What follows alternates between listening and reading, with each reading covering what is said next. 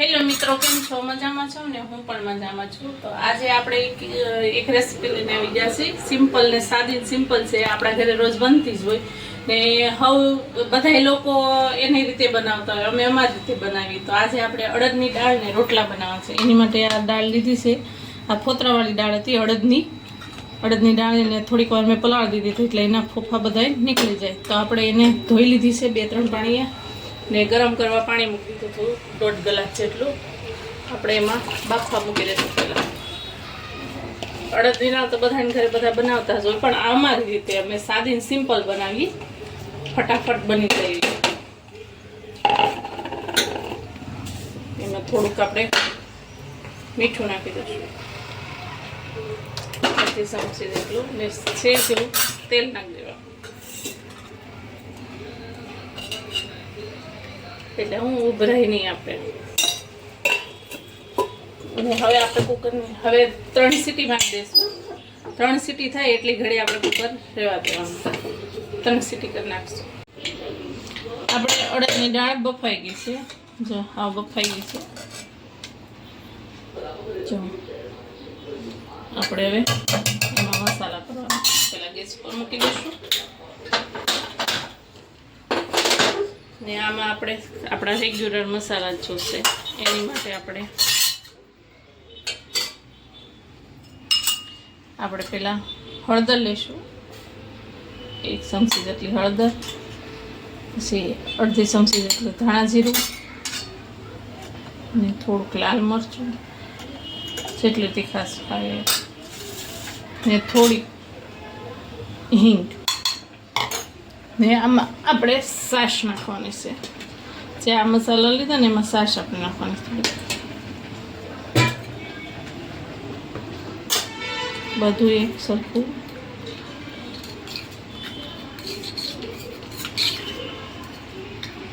છાશ નાખવાથી શું છે, ખાટો મીઠો સ્વાદ આવે ને ખાટી મીઠી દાળ લાગે. અમારા ઘરે તો આવી રીતે દાળ બનાવે. તમારા ઘરે કેવી રીતે બનાવો એ અમને કમેન્ટ કરજો.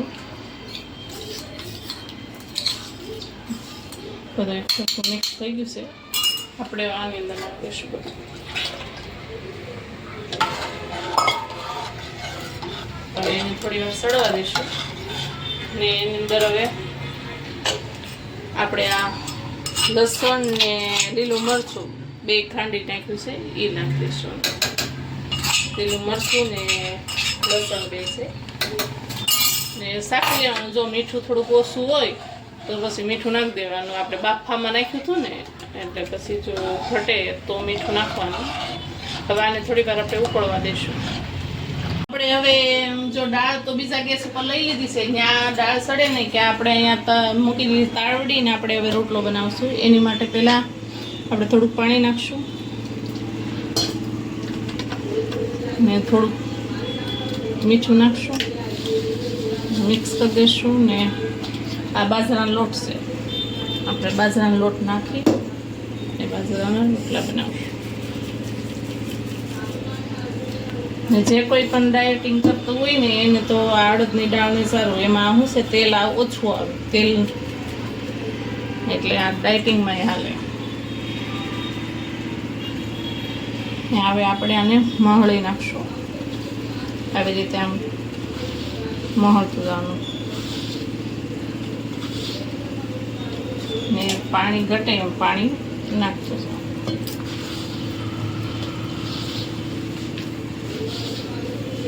આવી રીતે જેમ મહળશો ને એમ રોટલો સરસ થશે તમારો.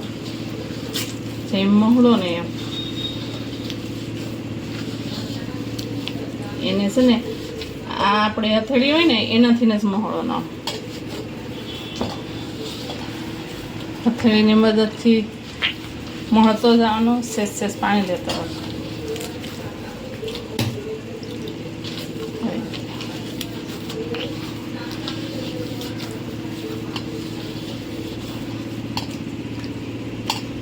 એવી રીતે આમ હથેળીની મદદથી આવી રીતે આમ મહળવાનું. તમારો રોટલો બનાવતા હોય ને તોય તૂટે નહીં. મને પણ નહોતો આવડતો, મને મારી સાસુમાએ શીખવાડ્યું. મને આવડતા નહોતા. તો પછી આવી રીતે આમ વધારાનો લોટ સાઈડમાં મૂકી દેવાનો. પછી આપણે જેવડો રોટલો બનાવવો હોય થોડો લેવાનો.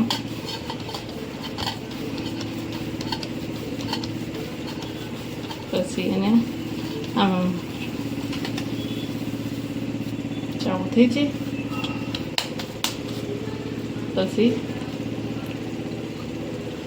આ એમ પાણી લગાવી દેવાનું આપણે. પછી એને આવી રીતે ટીપવાનું. પેલા કિનારી ટીપી નાખવાની. પછી આ છે ને આમ કરી દેવાનું. પછી પાણીવાળો હાથ કરવાનો આમાં ડાળી. પછી એને આવી રીતે આમ કિનારી લે. મારો રોટલો એટલે મસ્ત થાય ગોળ એકદમ. જો થઈ ગયું. હવે એને આવી રીતે આમ ટીપવાનો. પેલા કિનારીથી ટીપવાનો.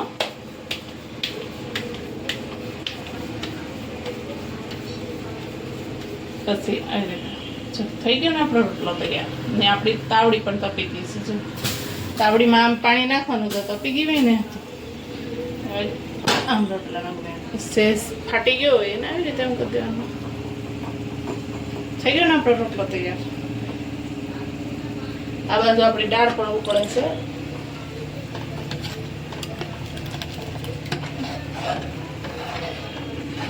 સડી ગયો છે. આપણે પલટાવી નાખશું.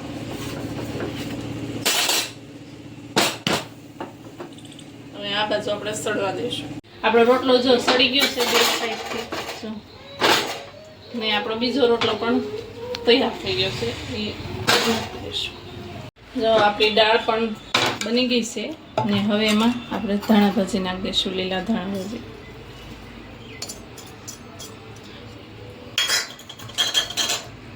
જો દાળ બની ગઈ છે ને આપણી મસ્ત.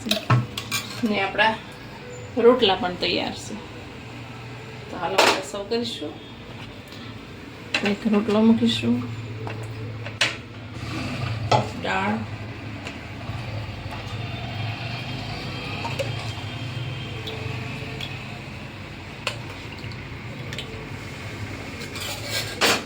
ને આ લસણવાળી ચટણી છે.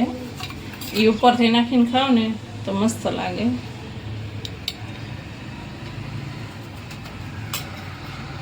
ને આ છે મસાલા ડુંગળી. આપણે મસાલા ડુંગળી સાથે ખાવાની. તૈયાર છે આપણે અડદની દાળની રોટલા.